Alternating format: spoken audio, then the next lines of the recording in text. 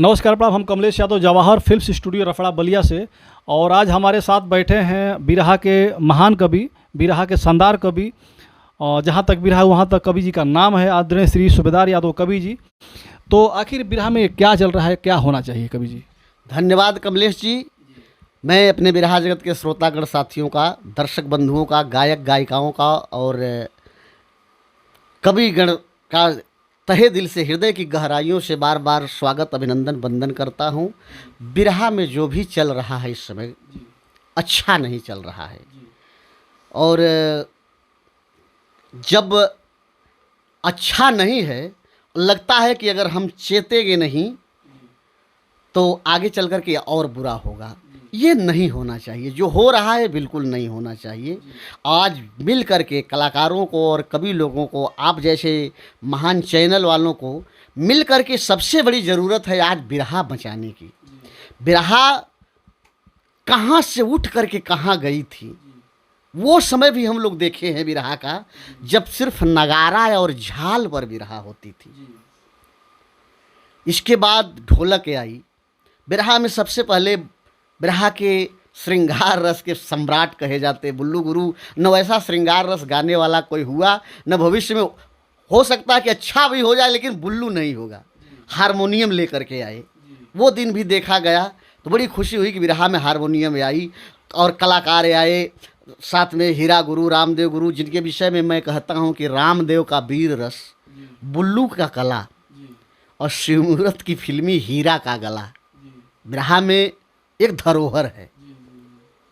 ये लोग बिरहा जगत के मोहम्मद रफ़ी हैं। तो वहाँ से दिन देख करके हमें आए। पहले गाया जाता था कि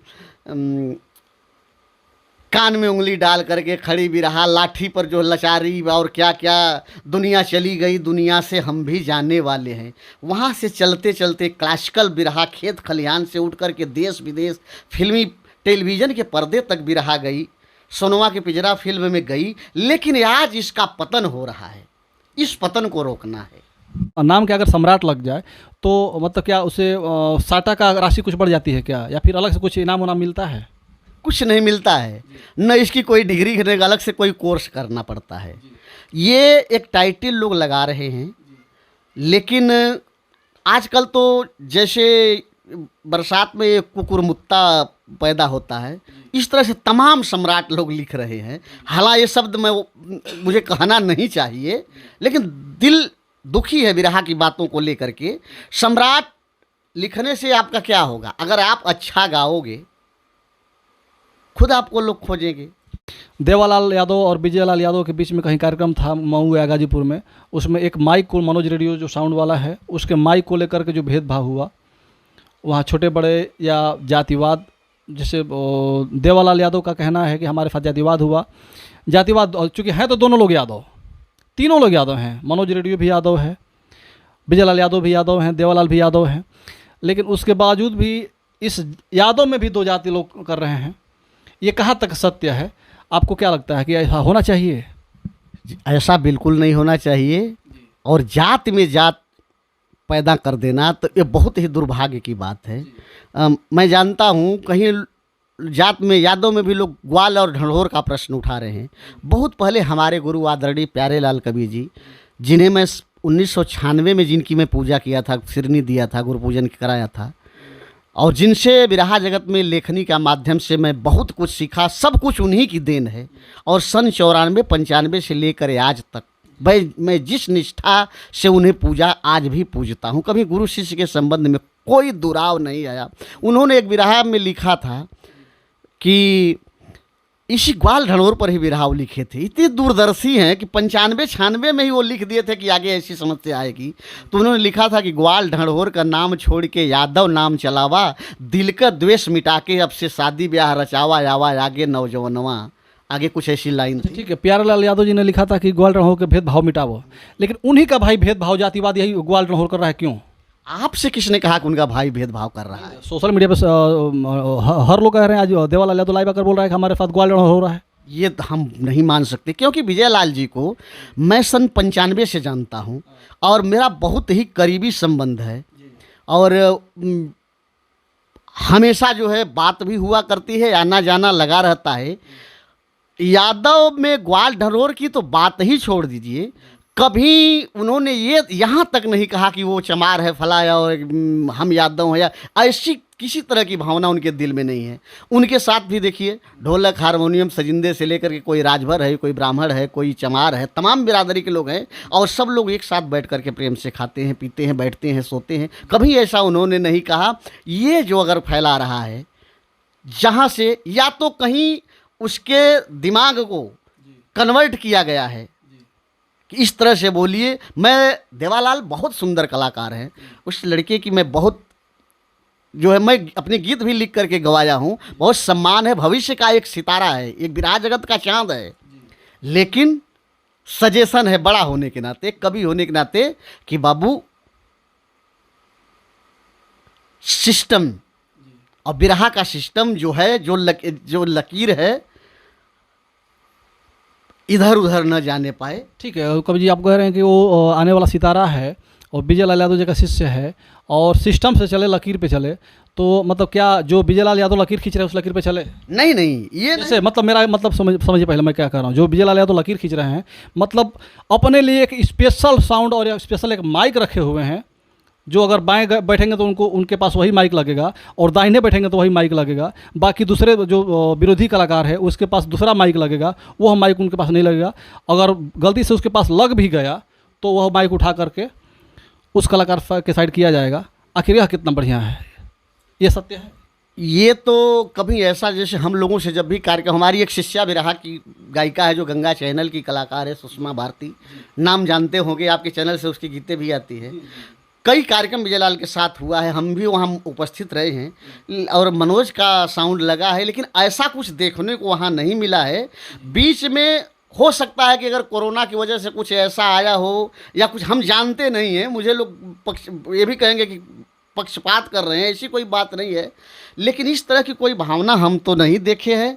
अगर है देवालाल की बात, अगर इस तरह से देवालाल कहें कि माइक इधर से उधर किया गया है, तो ये तो चिंतन का विषय है और इस विषय पर बात मैं खुद करूंगा विजयलाल जी से कि आखिर ऐसा क्यों हो रहा है।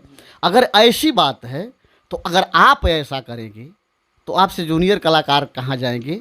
लेकिन मुझे यकीन है कि ऐसा हो, अगर होगा तो इस विषय पर चर्चा, अभी तो देवालाल जी को सुना गया है, फिर विजयलाल जी को सुना जाएगा, फिर मनोज भाई रेडियो वाले से भी सुना जाएगा कि आप बहुत साउंड अच्छा बजाते हो, सुरीला साउंड है, लेकिन आपकी नज़र में सभी कलाकार एक होना चाहिए। उनके नज़र में वो कलाकार साउंड वाले हैं तो उनके लिए सारे कलाकार एक बराबर हैं, तो उनको दोनों कलाकार के लिए अलग माइक पहले तो नहीं रखना चाहिए ना। और रखे कि नहीं रखे हैं, अब हो सकता है किसी को भ्रम भी हो सकता है, नहीं भी हो सकता है ये सच्चाई भी हो।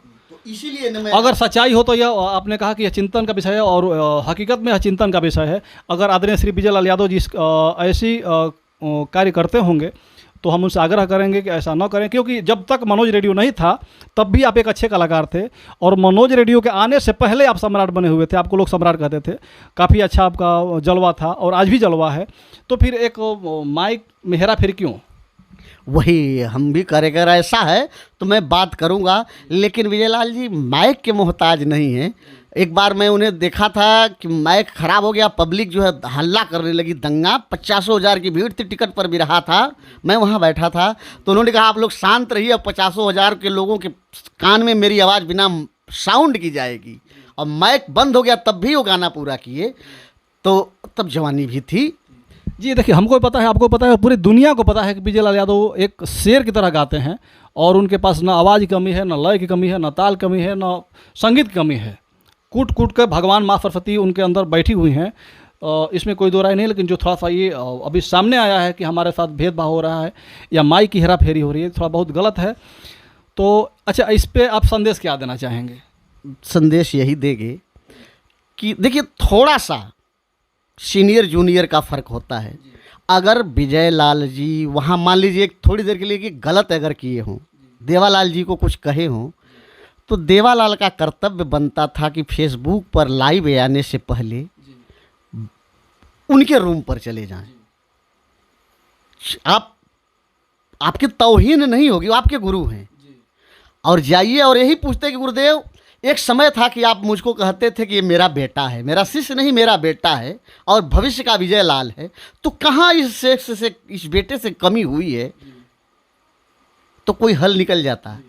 अब उनसे न बात करके इस समाज में प्रकाशित कर देना कोई बात, अभी मैं तो ये बड़प्पन समझूंगा विजय लाल का, इतना कुछ कहने के बाद वो लाइव आकर कुछ देवालाल को भी एक शब्द बोले नहीं। देखिए लाइव आकर एक शब्द बोले नहीं है कभी जी, लेकिन अंदर अंदर पीछे से, ये हम पुष्टि नहीं कर रहे, हमारा चैनल पुष्टि नहीं कर रहा है, लेकिन यह देवालाल यादव का कहना है कि उनको लगातार धमकी दिलवा रहे हैं कि हम तुमको मरवा देंगे, तुमको बनारस में बिरहा नहीं गाने देंगे, तुमको बिरहा नहीं गाने देंगे, और तमाम प्रकार की बातें आ रही हैं। जी, जितने लोग फेसबुक पर लाइव आकर जितने कलाकार देवालाल के विषय में बोले हैं, इन सभी कलाकारों का अगर विजय लाल से परिचय होगा तो सन 2000 के बाद ही होगा, 2010 से, 2008 से, 2006 से, 2000।